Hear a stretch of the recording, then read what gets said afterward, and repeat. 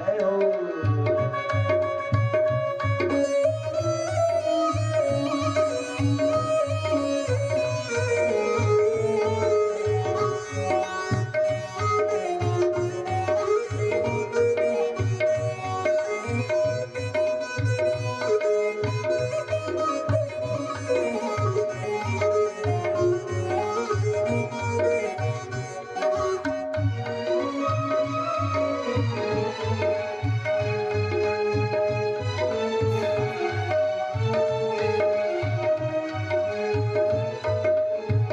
जमुना किनारे मोरी ऊंची हवेली, जमुना किनारे मोरी ऊंची हवेली, जमुना किनारे मोरी ऊंची हवेली, जमुना किनारे मोरी ऊंची हवेली, बैठक है अलीशान सावरे आई जइयो, बैठक है आलीशान सावरे आई जइयो, जमुना किनारे मोरे गाँव सावरे आई जइयो, जमुना किनारे मोरा गाँव सावरे आई जइयो।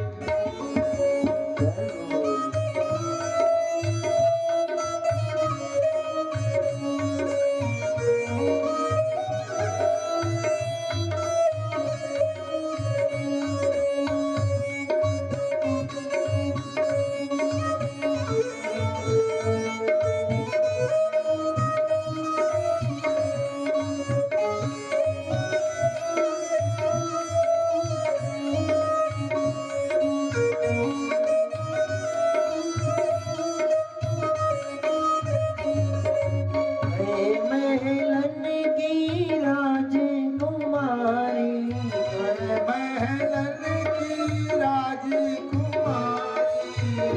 महलन की राजकुमारी, महलन की राजकुमारी, पिता मेरो वृषभानु सावरे आई जइयो, पिता मेरो विश्वान सावरे आई जइयो, पिता मेरो वृषभानु सावरे आई जइयो, पिता मेरो विश्वान सावरे आई जइयो, जमुना किनारे मोरे गाँव सावरे आई जइयो, जमुना किनारे मोरा गाँव सावरे आई जइयो, सावरे आई जइयो, सावरे आई जइयो, सावरे आई जइयो, सावरे आई जइयो। बोली भक्त वत्सल भगवान। भगवान की जय। तो भगवान तो पहुंच गए राधा रानी के महलों में और कहते हैं हे राधा रानी आपसे कुछ कार्य है, अकेले में कुछ बात करना है। राधा रानी ने अपनी सखियों को भेज दिया और राधा रानी ने पूछा कन्हैया क्या बात है, क्या बात करना है। तो भगवान कहते हैं किशोरी जी हमें आपसे एक काम है। क्या? हम रास करना चाहते हैं और वो रास ब्रज में जितनी भी स्त्रियां हैं, जितनी गोपियां हैं, सबके साथ में होगा। तो इसलिए हम तो सब गोपियों का नाम जानते नहीं है, तो आप ऐसा कोई उपाय बताओ कि जिससे जब हम बांसुरी बजाएं तो सब गोपियां दौड़ी दौड़ी चली आए। तो राधा रानी ने मानो कन्हैया को एक मंत्र दिया और कहा कि प्रभु एक काम करना, जब आपको रास में स्त्रियों को बुलाना होगा तो इसी मंत्र को अपनी बांसुरी में फूंक दीजिएगा और उसके बाद बांसुरी बजाइएगा। और जब आप बांसुरी बजाएंगे ना नाथ, सब प्रजांगनाएं दौड़ी दौड़ी चली आएंगी। भगवान मंत्र को लेकर के आए और शरद रात्रि में, शरद पूर्णिमा की रात्रि है, भगवान ने सोचा आज रास की क्रिया को किया जाए। और शरद पूर्णिमा की रात्रि में आप विचार करिए, एक तो शरद ऋतु, ऊपर से पूर्णिमा, और ऊपर से पूर्णिमा की रात्रि, चंद्रमा की चंचल किरणें, चारों चंद्र की चंचल किरणें खेल रही थी जल सल्लभ में। उस समय मेरे परमात्मा कृष्ण कन्हैया अपनी बांसुरी को बजाते हैं। अब भगवान की बांसुरी जब बजी तो कैसा, बच्चों को शांत कराइए। भगवान की बांसुरी बजी तो पूरे ब्रज में कैसी खुशी की लहर दौड़ पड़ी है। वृंदावन में बजी बांसुरी, भ्रमर करे गुंजारी, दुल्हन प्यारी राधिका और दूल्हा नंद कुमार। या आज की दुल्हन तो हमारी राधा रानी ही रहेंगी, क्योंकि रास होने वाला है। भगवान शरद पूर्णिमा की रात्रि में निधिवन के जंगलों में बांसुरी में वो मंत्र फूंक करके बांसुरी बजाए, और जब भगवान की बांसुरी बजी तो मानो चारों तरफ एक ऐसा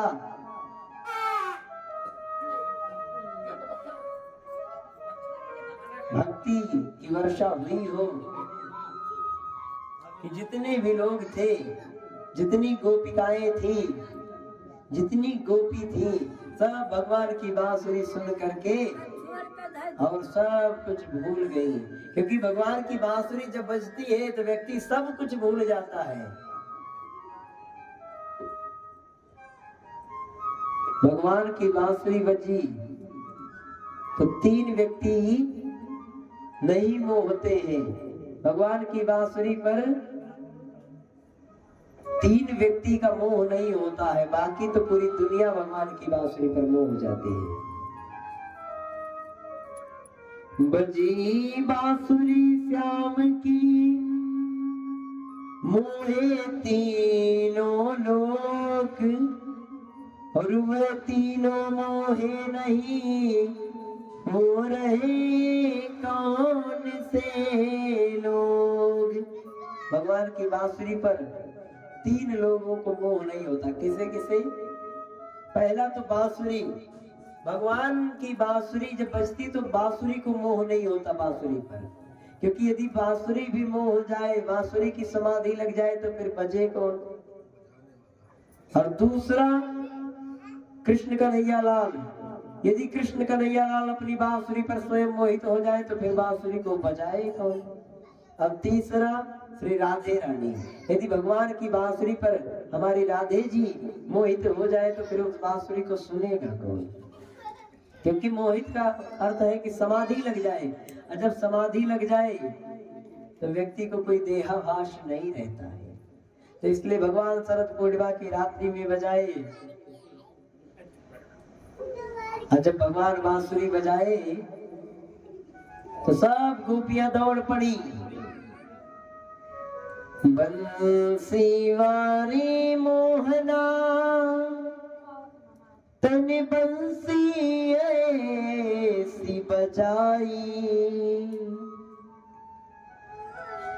आंगन में जीना लगे, मोहे घर अंगना न सुहाई। भगवान की बांसुरी बजी, गोपियां दौड़ पड़ी। कैसे दौड़ती हैं? एक गोपी अपने पति का पैर दबा रही थी, अब भगवान की बांसुरी की आवाज सुनी, पति का पैर छोड़कर चली गई रास के लिए, भगवान से मिलने के लिए। एक गोपी अपने बेटे को दूध पिला रही थी, अब भगवान तब तक बांसुरी बजा दी, वो गोपी अपने बेटे को पालने में लिटा करके भाग पड़ी भगवान के रास में। एक गोपी अपने घर के कामों में व्यस्त थी, अपने सासू की सेवा कर रही थी, भगवान बांसुरी बजाए, सास ससुर सबको छोड़कर भाग चली। भगवान की बांसुरी में आकर्षण था। एक सखी घर में अपने ससुर जी को भोजन करा रही थी, ध्यान से सुनिएगा। सखी अपने ससुर जी को भोजन करा रही थी। अब अंगना में ससुर जी भोजन करे और दुआरे पे एक ठो गाय बंधी रहे। तो इधर ससुर जी ने कहा कि मुझे साग दे दो, और उधर गाय चिल्लाई भूसे के लिए। तो इस गोपी ने क्या किया, ससुर जी के लिए साग निकाली और उधर गाय चिल्ला रही थी भूसे के लिए। तब तक भगवान ने बांसुरी बजा दी। तो इस गोपी ने क्या किया, गौ को साग ससुर को भूसा, ऐसी मति बवराई, मुरलिया हरि की मधुबन में धूम मचाई। ये क्या की सखी, दौड़ी दौड़ी गई और ससुर जी के लिए साग निकाली थी, और जो साग ससुर जी के लिए निकाली थी वो साग गाय के नादा में डाल दी, और जो भूसा गाय के लिए निकाली वो भूसा ला करके ससुर जी की थाली में डाल दी। गौ को साग ससुर को भूसा, ऐसी मति बौराई, मुरलिया हरि की मधुबन में धूम मचाई। सब भाग पड़ी भगवान की बांसुरी को सुन करके। एक सखी श्रृंगार करने लगी, और श्रृंगार कर रही थी तब तक भगवान ने बांसुरी बजाया, और श्रृंगार की गति को इतना बढ़ा दी कि श्रृंगार करते करते उसे याद ही नहीं रहा। आंखों में लगाने वाले काजल को होठों पे लगा ली, और होठों पे लगाने वाली लिपस्टिक को मानो आंखों में लगा ली, उल्टे सीधे वस्त्र पहन ली, ऐसा श्रृंगार करके पहुंची। अब कोई कहे कि भगवान वहां रास की, तो रास में तो सुंदर गोपियों को ढूंढते भगवान, लेकिन ऐसी ऐसी ब्रजांगनाएं जा रही हैं, अब उनके साथ भी भगवान रास करेंगे। इसका मतलब है कि रास में शरीर का काम नहीं, रास में भाव का काम है।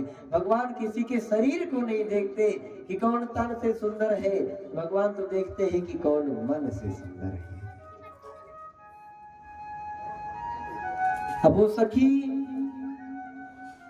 पहुंच गई रास की कथा में, रास के प्रसंग में, और इधर मैया पार्वती भी श्रृंगार करने लगी। भोले बाबा ने कहा, क्या बात है देवी, क्यों सज रही हो, क्यों संवर रही हो। मैया पार्वती ने कहा, बाबा आप नहीं जानते हैं क्या, रास होने वाला है। तो भोले बाबा ने कहा तो मैया ने कहा मैं भी तो रास देखने जाऊंगी। भोले बाबा ने कहा देवी कृपा कर दो। मैया ने कहा क्या, भोले बाबा ने कहा देवी हमें भी लेकर के चलो रास में। मैया ने कहा कि रास में साड़ी वालों का काम है, दाढ़ी वालों का काम नहीं है। भोले बाबा ने कहा उसमें क्या है, एक काम करो हमको भी साड़ी पहना दो, हम भी साड़ी वाले हो जाएंगे। मैया ने कहा इतना आसान तो नहीं है। भोले बाबा ने कहा देवी यदि तुम चाहोगी तो सब कुछ आसान है। अब मैया श्रृंगार करने लगी भोले बाबा को। एक बार भोले भंडारी, एक बार भोले भंडारी, बन करके ब्रज नारी रात में आ गए, रात में आ गए।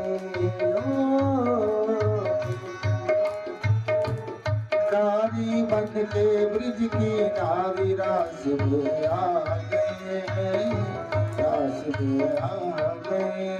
पार्वती जी मना के हारी, पार्वती जी मना के हारी, ना माने त्रिपुरारी रास में आ गए, रास में आ गए। पार्वती जी मना के हारी, ना माने त्रिपुरारी रास में आ गए, रास में आ गए।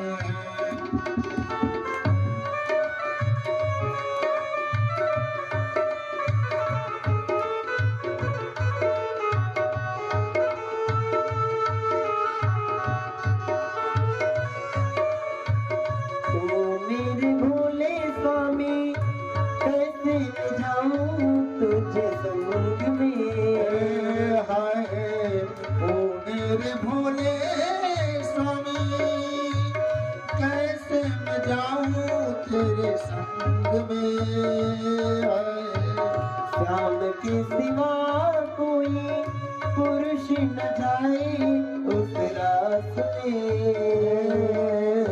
श्याम के सिवा कोई पुरुष न जाए उस रास में, रास में लगा के लिया बहन के साड़ी लगा के बिंदिया पहन के साड़ी चाल चली मतवाली रास में आ गए, रास में आ गए। एक बार भोले भंडारी बन के ब्रिज की नारी रास में आ गए, गोकुल में आ गए।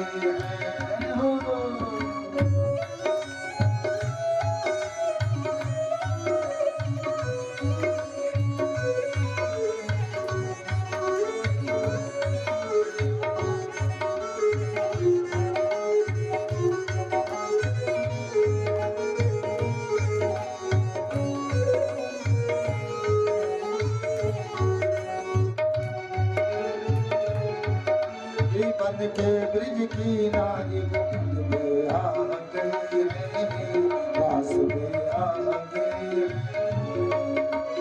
पार्वती से बोले मैं भी चलूंगा तेरे साथ में, हाय पार्वती से बोले मैं भी चलूंगा तेरे साथ में, तेरे साथ में।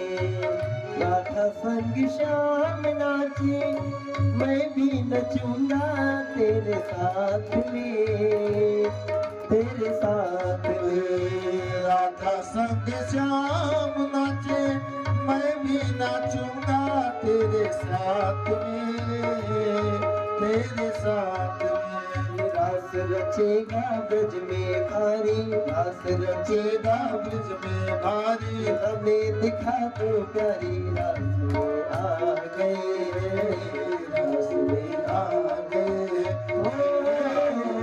एक बार भोले भंडारी बन के ब्रिज की नारी रास में आ गई, रास में आ गई।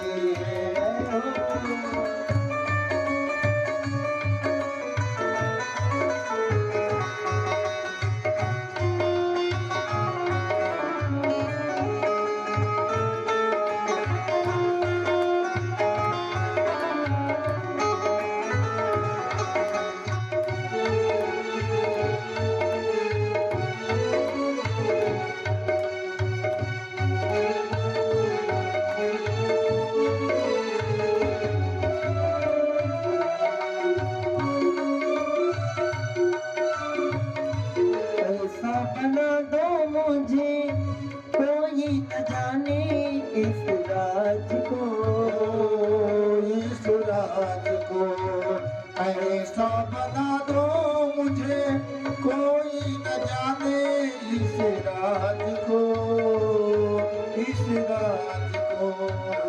मैं हूँ सहेली तेरी ऐसा बताना ब्रजराज को, ब्रजराज को।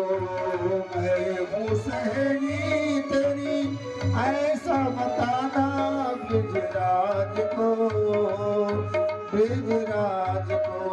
लगा के जूड़ा पहन के साड़ी, लगा के जोड़ा पहन के साड़ी चाल चले मतवाली रास में आ गए, रास में आ गए। एक बार भोले भंडारी बन के ब्रिज की नारी रास में आ गए, रास में आ गए। हंस के सती ने कहा बलिहारी जाऊं इस रूप में, इस रूप में। हंस के सखी ने कहा बलिहारी जाऊं इस रूप पे, इस रूप पे। एक दिन तुम्हारे लिए आई मुरारी इस रूप में, इस रूप में। एक दिन तुम्हारे लिए आएंगे मुरारी इस रूप में, इस रूप में। मोहिनी रूप बनाया मुरारी, मोहिनी रूप बनाया मुरारी अब है तुम्हारी बारी रास में आ गए, रास में आ गए। एक बार भोले भंडारी बन के ब्रिज किनारे गोकुल में आ गए, गोकुल में आ गए, रास में आ गए, रास में आ गए। तो रास में शामिल होने के लिए भोले बाबा भी परेशान हैं। निशम्य गीतम नदरंग वर्धनम व्रज स्त्रिया कृष्ण गृहीत मानसा। निशम्य गीतम, जो गोपी जिस कार्य को कर रही थी उस कार्य को छोड़कर चल पड़ी। उस गीत को सुन करके, उस बांसुरी की धुन को सुन करके, कोई वस्त्र पहना है तो कोई वस्त्र पहनना ही भूल गया। रास के लिए सब भाग के दौड़ के पहुंच गई रास के लिए निर्वन में। और वहां जब पहुंची, एक गोपी अपने पति को भोजन करा रही थी। अब पति भोजन कर रहा था, वो गोपी बांसुरी सुन के भागी। तो मानो किसी ने कहा हो कि अरे तुम्हारा पति भोजन कर रहा था और तुम पति को छोड़कर चल पड़ी, इससे तो तुम्हारा पतिव्रत धर्म नष्ट हो जाएगा। तो उस स्त्री ने कहा, कौन से पति की बात करते हैं? क्या संसार में बहुत सारे पति होते हैं? इस संसार में पति तो एक ही है। और वो पति कौन है? वो पति जगदाधार भगवान ही है, सबके पति। भगवान के सिवा क्या कोई और भी पति होता है? ये तो नकली पति है। आज है, कल नहीं, कल रहेंगे कि नहीं रहेंगे इसका पता नहीं, लेकिन भगवान तो सदैव है। ऐसे हम अपने परम पति के पास जाते हैं।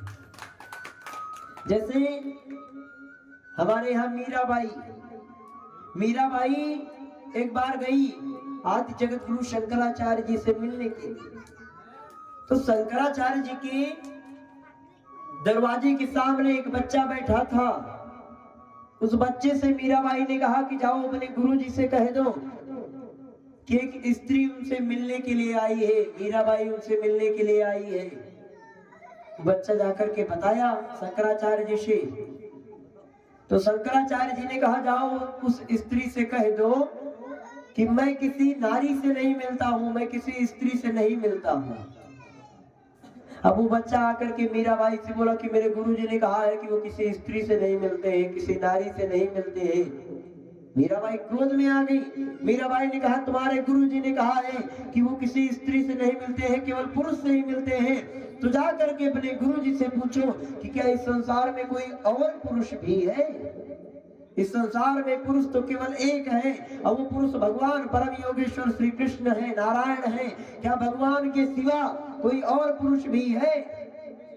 उस बच्चे ने जाकर के जैसे बताया अपने गुरुजी से, शंकराचार्य जी भागते हुए दौड़ते हुए आए मीराबाई के सामने, मानो नतमस्तक हो गए हों कि हे देवी, मुझसे अपराध हो गया, मैं भूल गया था कि संसार में पुरुष तो केवल एक ही है और बाकी तो सब स्त्री है, सब नारी है।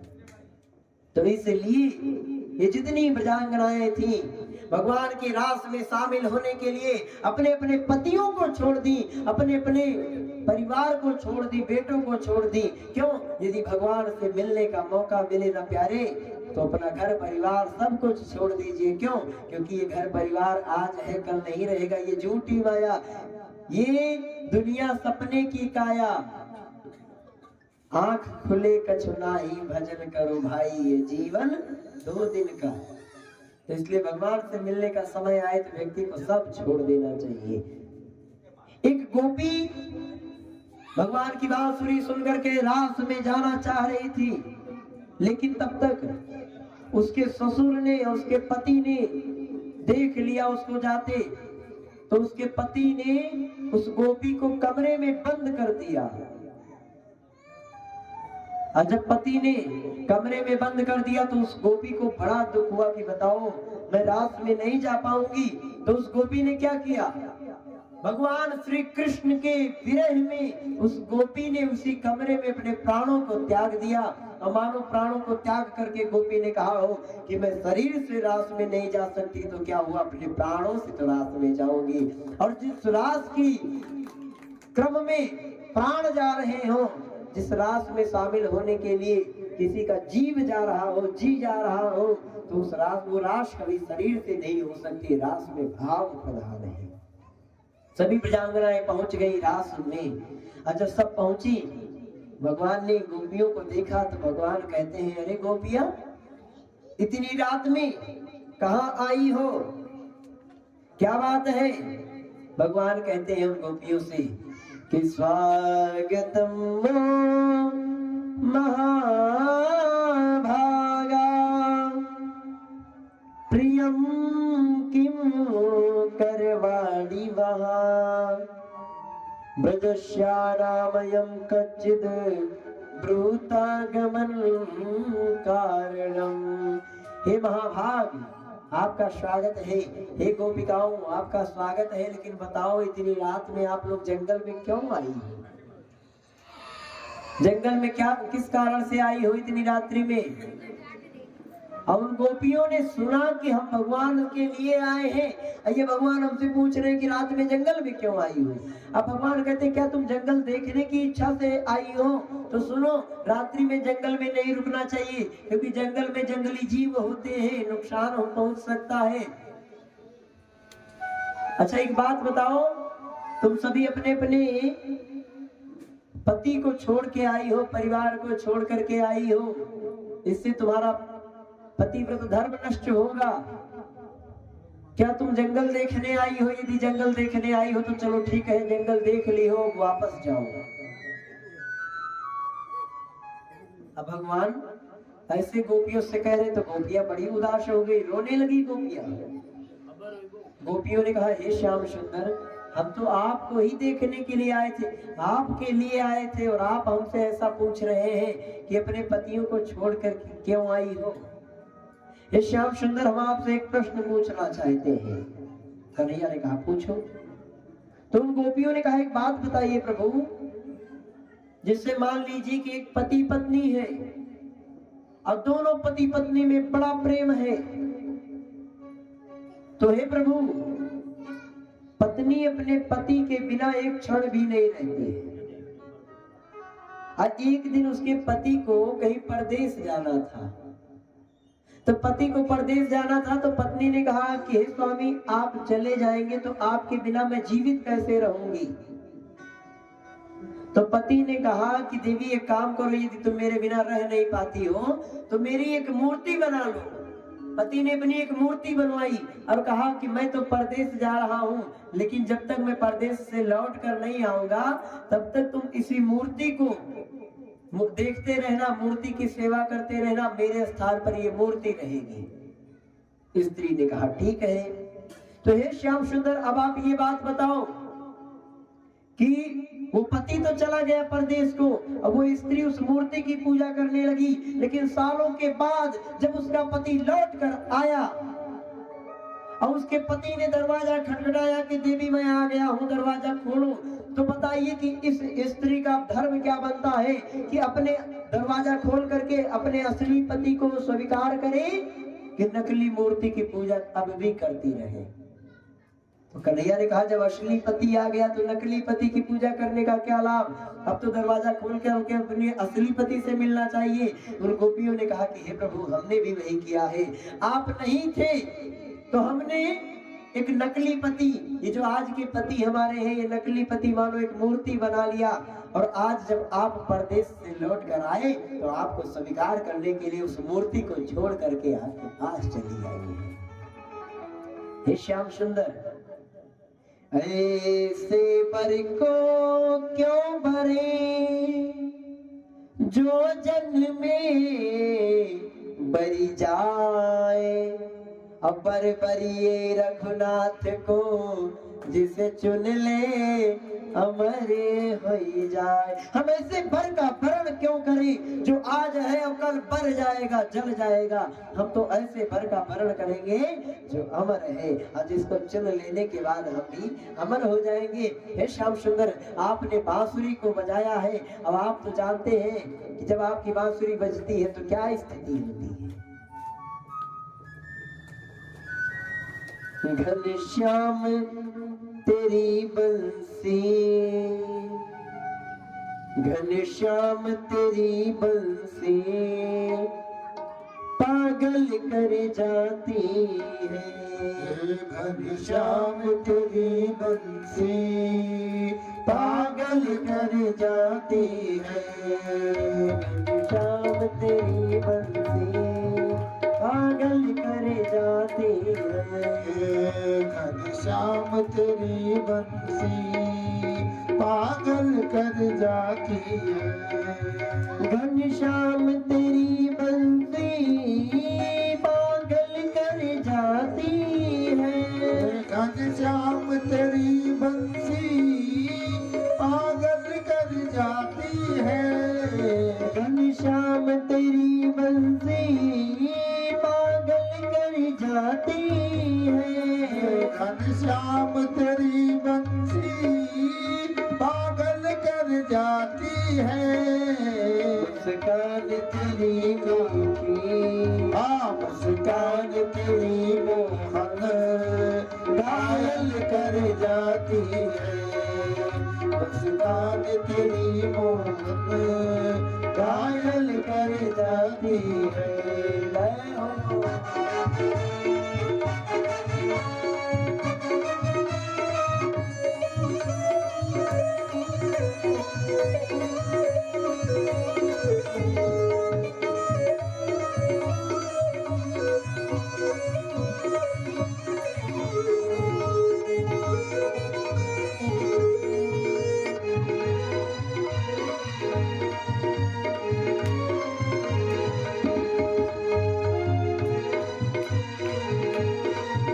घायल कर जाती है। सोने की होती तो क्या कर जाती मोहन। सोने की होती तो क्या कर जाती मोहन। सोने की होती तो क्या कर जाती मोहन। सोने की होती तो क्या कर जाती मोहन। बेबास की हो करके बेबास की हो करके दुनिया को नचाती है। बेबास की हो करके दुनिया को नचाती है। घनश्याम तेरी बंसी पागल कर जाती है।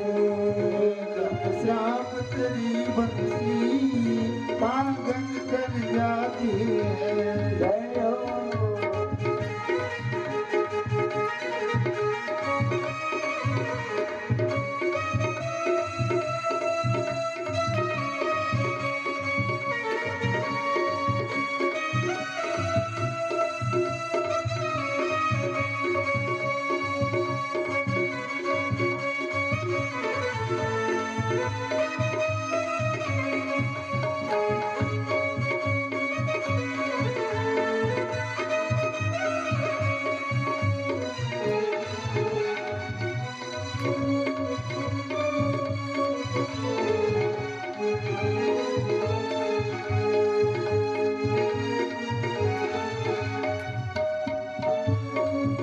तुम गोरे होते तो क्या कर जाते मोहन।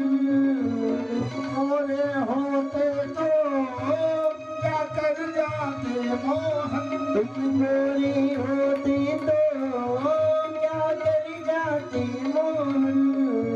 तुम गोरे होते तो क्या कर जाते मोहन। तेरे काले रंग परे तेरे काले रंग पर दुनिया मर जाती है।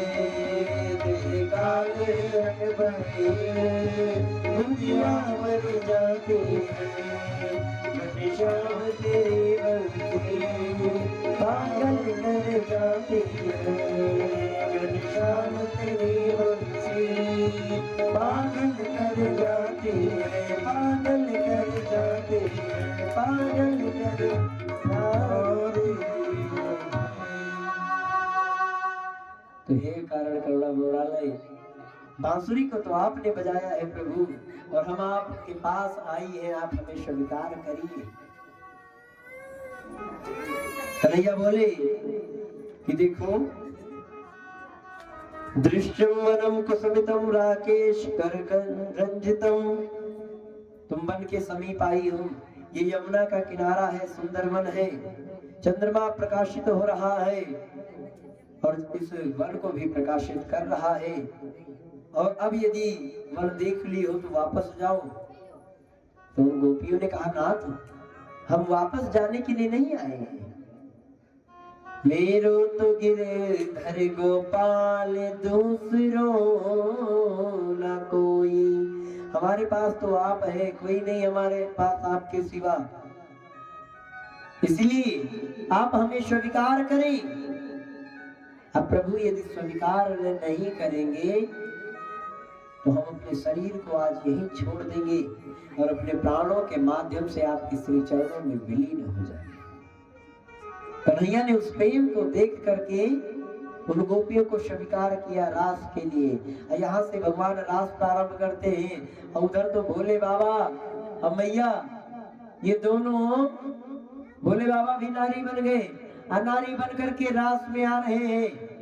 भोले बाबा जरा पीछे हो गए मैया से, अब मैया को ज्यादा जल्दी थी, मैया थोड़ा आगे बढ़ गई।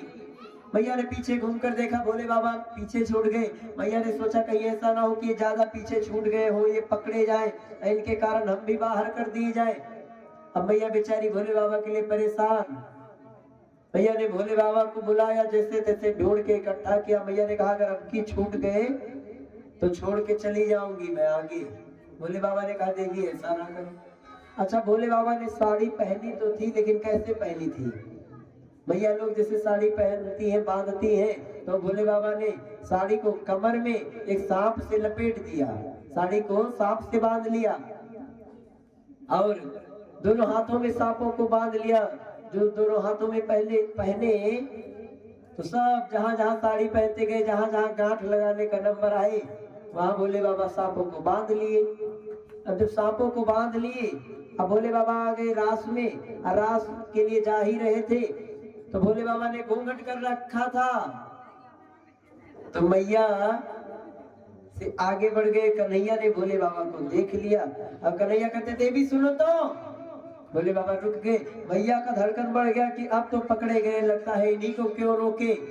कन्हैया ने कहा रास हो रहा है और जितने लोग आए हैं सब मुंह खोल खोल के आए हैं, देवी आपने घूंघट क्यों कर रखा है? अब भोले बाबा कुछ बोलते, उससे पहले मैया कहती है बाबा एक कन्हैया, प्रभु ये बड़े शर्मीले हैं, इनको शर्म बड़ी लगती है सखी को, ये गोपी शर्माती बहुत है, इसीलिए इसने रास कर रखा है। अब कन्हैया तो जानते करते हैं कि ये गोपी कौन है, ये शर्माती है कि क्या है। कन्हैया ने कहा कुछ नहीं, शर्म नहीं चलेगा, घूंघट हटाओ। तो मानो मैया कहती है घूंघट न खोलो, अगर घूंघट खुला तो राज खुल जाएगा। कन्हैया ने कहा घूंघट तो खोलना पड़ेगा अगर रास में शामिल होना होगा। मानो मैया कहती है बाबा ये जो सखी है ना, इसकी एक आंख कम है, एक बल्ब फ्यूज है। अब जिनके तीन तीन आंखें हैं उनको कह रही एक आंख कम है, क्यों? क्योंकि भोले बाबा श्रद्धा और विश्वास है, तो श्रद्धा और विश्वास मिलाकर मानो दो हुए हों, तो दो लोगों के चार आंख होनी चाहिए, तो इनके तीन ही है, तो मैया कह रही एक आंख कम है। कन्हैया ने कहा कुछ भी है लेकिन इनको घूंघट खोलना पड़ेगा। भोले बाबा ने नहीं खोला तो कन्हैया ने क्या किया? कन्हैया ने अपने बजाने वालों की तरफ इशारा किया और कहा कि ये कैसे देवता है? सांपों के देवता है। और सांपों वाली धुन जब इनके लिए जरा सा बजाएंगे तो इनके सांप, कन्हैया समझ गए कि इनके सांप निकलने लगेंगे। तो कन्हैया अपने बजाने वालों की तरफ इशारा करते जरा वो सांपों वाली धुन बजाओ, तब इनके सांप निकलेंगे। क्या हुआ है? जय हो।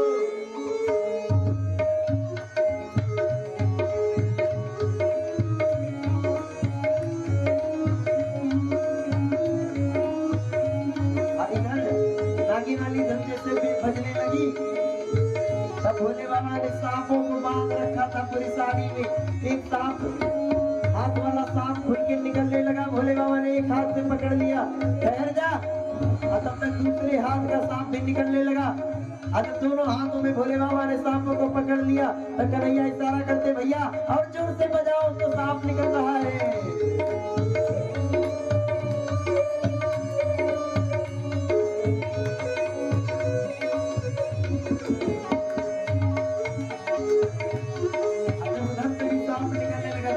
नीचे जो सांप बांधे थे कमर में, वो कमर वाला सांप निकलने लगा। भोले बाबा ने कहा दिगंबर कर दोगे क्या, अब तो ठहर जाओ।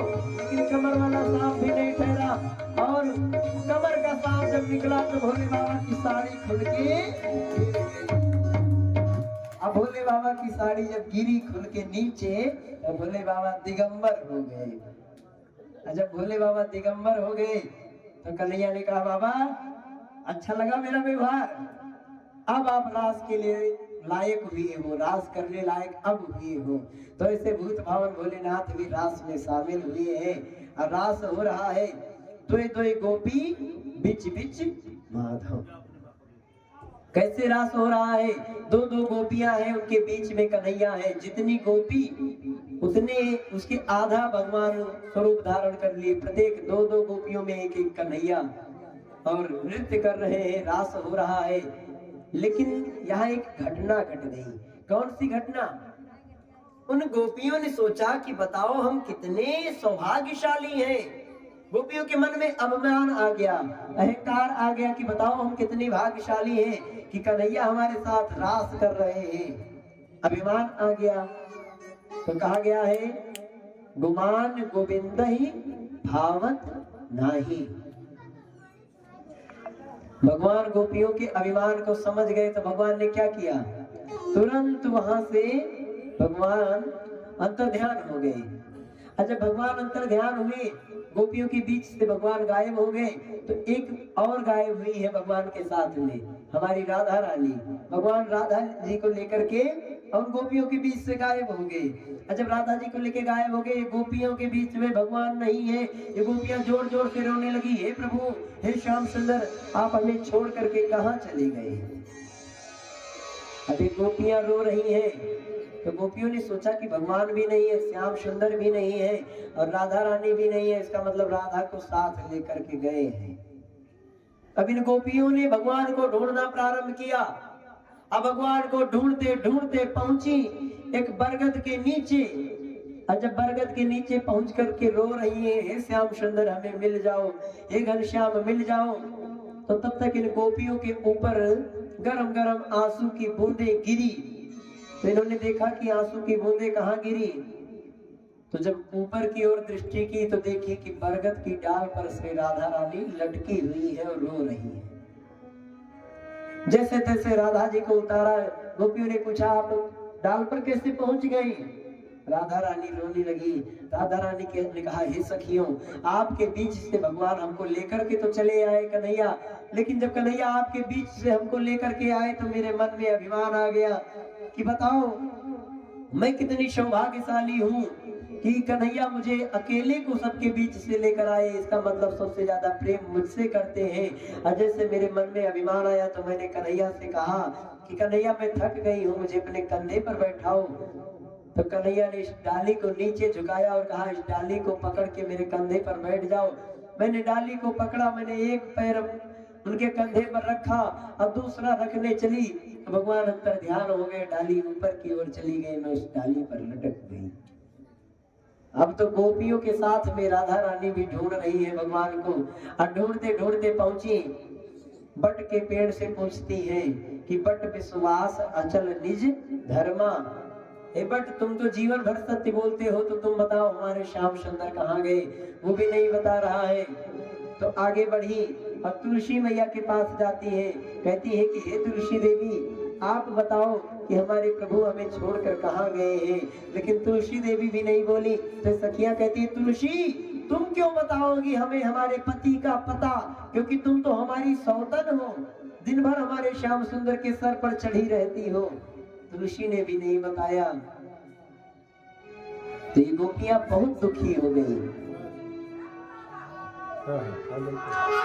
और प्रेम तुमसे किया तो गलत क्या किया, प्रेम तुमसे किया तो गलत क्या किया, प्रेम तुमसे किया तो गलत क्या किया। जिंदगी जिंदगी अब तो तेरे नाम है सावरे। जिंदगी अब तो तेरे नाम है सावरे। प्रेम तुमसे किया तो गलत क्या किया। प्रेम तुमसे किया तो गलत क्या किया। जिंदगी अब तेरे नाम है सावरे। जिंदगी अब तेरे नाम है सावरे।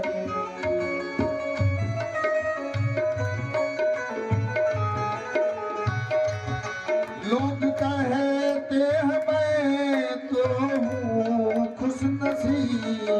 लोग कहते हैं मैं तो हूँ खुश नसीब। श्याम प्रेमी हूँ मैं श्याम मेरे करीब।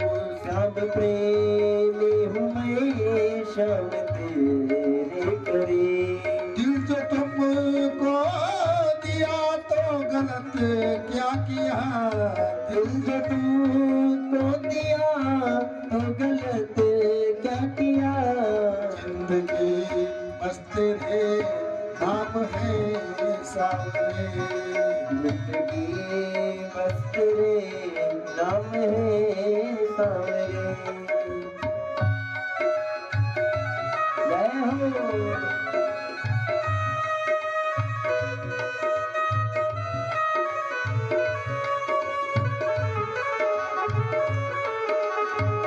हाँ प्रेम में हार का है अलग ही मजा। प्रेम में हार का है अलग ही मजा। कोई समझे खुशी कोई समझे सजा। कोई समझे खुशी कोई समझे सजा। चैन दिल को दिया तो गलत क्या किया। चैन तुमको दिया तो गलत क्या किया। जिंदगी अब तेरे नाम है सावरे। जिंदगी अब तेरे नाम है सावरे।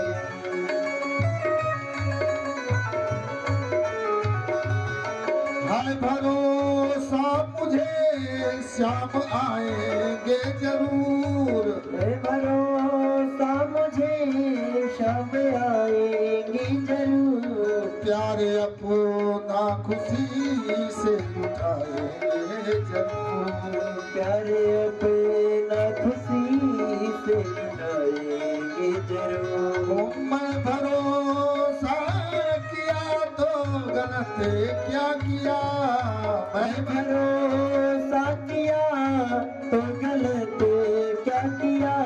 जिंदगी बस तेरे नाम है सावरे।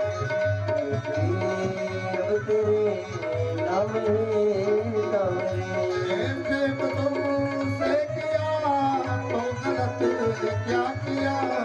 प्रेम तुमसे किया तो गलत क्या किया। जिंदगी बस तेरे नाम है सावरे। जिंदगी अब तेरे नाम है सावरे। बोले भक्त वत्सल भगवान की जय। और सब गोपियां राधा रानी को साथ लेकर के भगवान को खोज रही है। और भगवान को खोजते खोजते परमात्मा को पाई नहीं तो रोने लगी सब जोर जोर से। और रोते हुए गोपियों ने गोपी गीत गाया है। गोपी गीत भागवत जी का सबसे सुंदर गीत है। गोपी गीत में 19 श्लोकों में गोपिकाओं ने अपने भावों को प्रदर्शित किया है कि हे श्याम सुंदर जयति तेधिकं जन्मना प्रजा श्रयत इंदिरा शाश्वतत्रयी दैत्य दृश्यताम् दीक्षुतावकाश त्वयिधृता सर्वस्त्वां विचिन्वते। हे श्याम सुंदर, आप जब से ब्रज में आए हो तब से मानो लक्ष्मी आकर के ब्रज में निवास करती हो। आप बड़े दयालु हो, कृपालु हो, इसलिए हम पर कृपा करो। और हम आपके प्रेमी हैं, इसलिए हमारे प्रेम की परीक्षा मत लो, हमें तरसाओ नहीं। हे श्याम सुंदर, मिल जाओ। एक सखी दूसरे सखी से कहती कि सखी वो आए ही नहीं, वो आने का वादा तो किए पर वो आए ही नहीं। ये मिली है खबर आज निकले है वो, अब बेवफा बावफा होंगे तो मेरे घर आएंगे। यदि वफादार होंगे तो हमारे यहाँ आएंगे, अब बेवफा होंगे तो डूब जाके घर जाएंगे। श्याम सुंदर को पुकार रही है कि हे श्याम सुंदर मिलो, हे प्रभु मिलो। तरस रही अखियां बरस रही अखियां, तड़प तड़प बीती तुम बिन रतिया, आए न बालम भाकर सजनी, आए न बालो भाकर सजनी, आए न बालो। खोज रही है पिया परदेसी अखियां, खोज रही है पिया परदेसी अखियां, आए न बालम भाकर सजनी, आए न बालम। तो जब भी कोई आहट होए मनवा मोरा भागे, जब भी कोई आहट होए मनवा मोरा भागे, देखो कहीं टूट नहीं प्रीत के ये धागे, देखो कहीं टूटे नहीं प्रीत की धागे। हिम्मतवारी प्रीत हमारी छूटे न छुटाए, छूटे न छुटाए। मतवारी प्रीत हमारे छुपे ना छुपाए, छुपे ना छुपाए। सावन हो तुम मैं हूँ तोरी बदरिया, सावन हो तो मैं हूँ तोरी बदरिया, आए न बालो आकर सजनी, आए न बालो आकर सजनी, आए न बालो, आए न बालो, आए न बालो। बोले भक्त वत्सल भगवान की जय। और जब ऐसी पुकार करती है गोपियां कि हे प्रभु अब तो मिल जाओ, तो भगवान श्याम सुंदर उन गोपियों के बीच में आए हैं और रास किए हैं। बड़ा सुंदर रास हुआ और रास के बाद में रास करके भगवान श्याम सुंदर गोपियों पर कृपा करते हैं। और जब शिव जी आए थे रास देखने के लिए, वो भी गोपेश्वर महादेव के नाम से वहीं बैठ गए। और इस प्रकार भगवान ने रास करके अब काम को जीत लिया, कामदेव पर विजय प्राप्त किया। अब कथा श्रद्धा प्रवेश करती है परमात्मा के जीवन में विपत्तियों की तरफ। श्याम सुंदर के जीवन में भी बड़ी बड़ी विपत्तियां आई। भगवान का जन्म हुआ जन्म लेने के थोड़ी देर बाद नंद बाबा लेकर के चले गए गोकुल को। वसुदेव जी लेकर के गए गोकुल को। ले वसुदेव चले गोकुल को। नंद बाबा के यहाँ पहुंचाए। नंद बाबा के यहाँ 6 दिन के हुए भगवान पूतना मारने के लिए चली आई।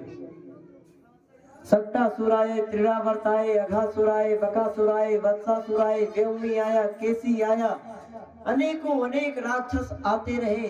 भगवान सबको मारते रहे, राक्षसों का उद्धार करते रहे।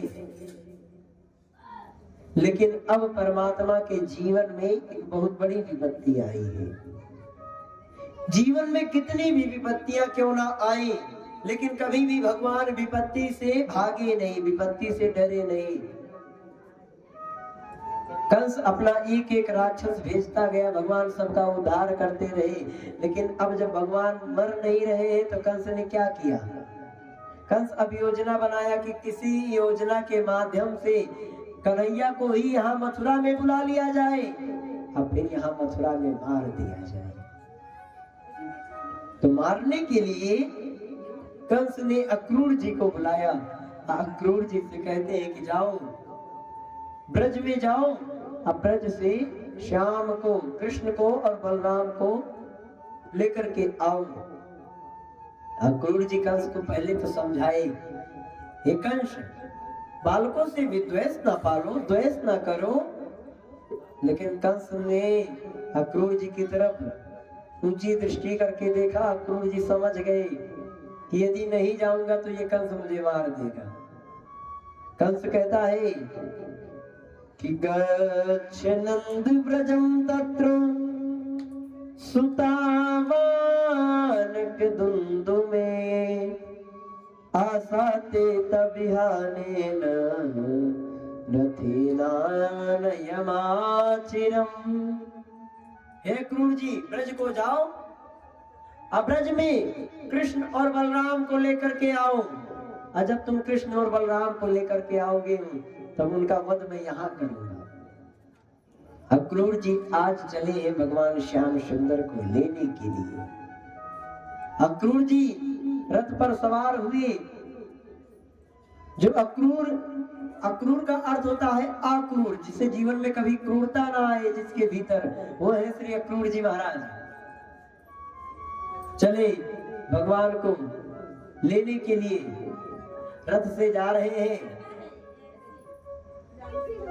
आंखों में एक इंतजार है कि मैं कितना जल्दी अपने प्रियतम का दर्शन करूं, कितना जल्दी अपने परमात्मा को प्राप्त करूं, कृष्ण बलराम को प्राप्त करूं।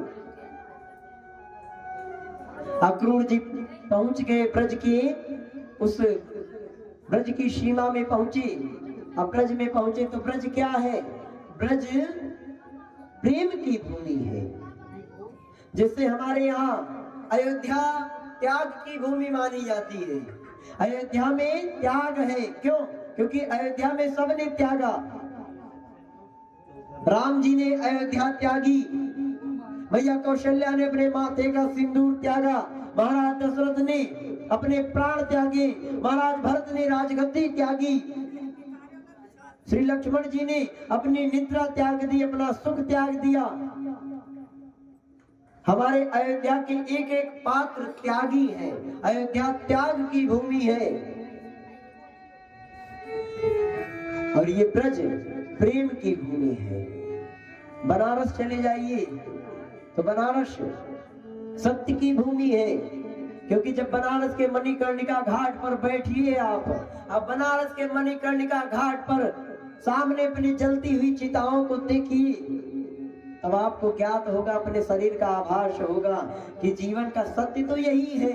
हम किस में भरे हैं?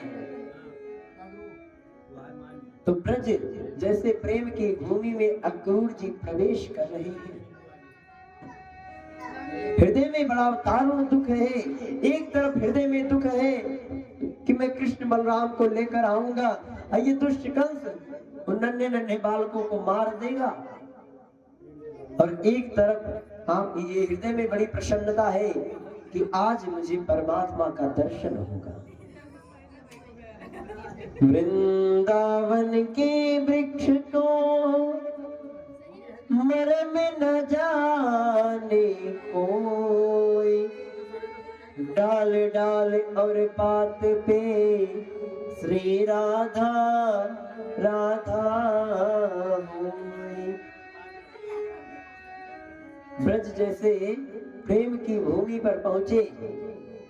अब पहुंच करके क्या देखते हैं कि सायंकालीन वेला है, शाम का समय है। भगवान श्याम सुंदर गाय चराने के लिए गए थे, सूर्यास्त हो रहा है। अब भगवान गाय चरा के लौटे हैं। और जब भगवान हजारों हजार गायें हैं, उन गायों के बीच में हाथों में एक छोटा सा डंडा लेकर के अब भगवान श्याम सुंदर गायों का नियंत्रण कर रहे हैं, गाय चरा रहे हैं। अब गायों के खुर से जो धूल उड़ती है, वो धूल भगवान के मुख पर पड़ रही है। अब भगवान के इस रूप को देखकर अक्रूर जी बड़े गदगद हो गए।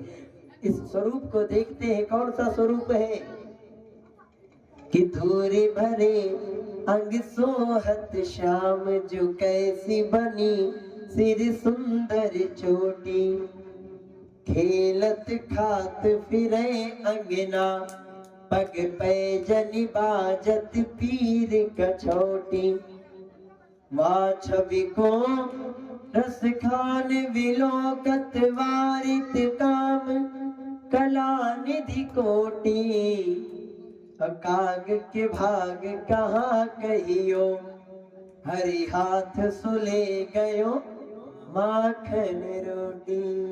तो भगवान के उस स्वरूप को देख करके अक्रूर जी गदगद हो गए। कन्हैया आए, कन्हैया अक्रूर जी के चरणों में लौट करके प्रणाम कर रहे हैं।